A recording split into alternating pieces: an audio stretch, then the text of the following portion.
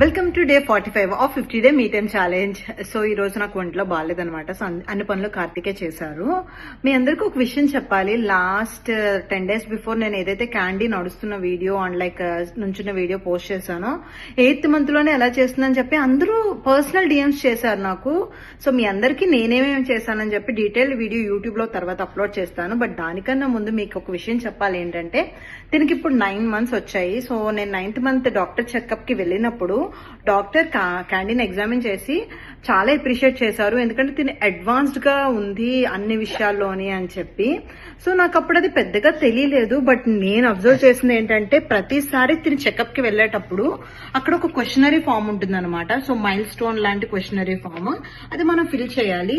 నేను every time అది fill చేసేటప్పుడు నేను ఏం రియలైజ్ అయ్యానంటే క్యాండీ 4th month లో చేసిందేమో 6th month మైల్ స్టోన్ కింద అడిగేవారు.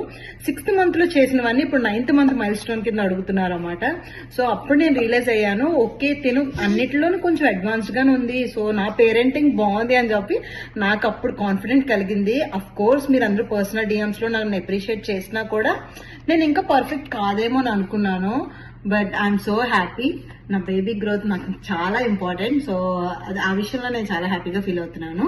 సో మీకు డీటెయిల్డ్ వీడియో అనేది నేను త్వరలోనే పోస్ట్ చేస్తాను. అండ్ ఈ వీడియో కనుక నచ్చినట్టయితే మర్చిపోకుండా ఛానల్ సబ్స్క్రైబ్ చేసుకోండి.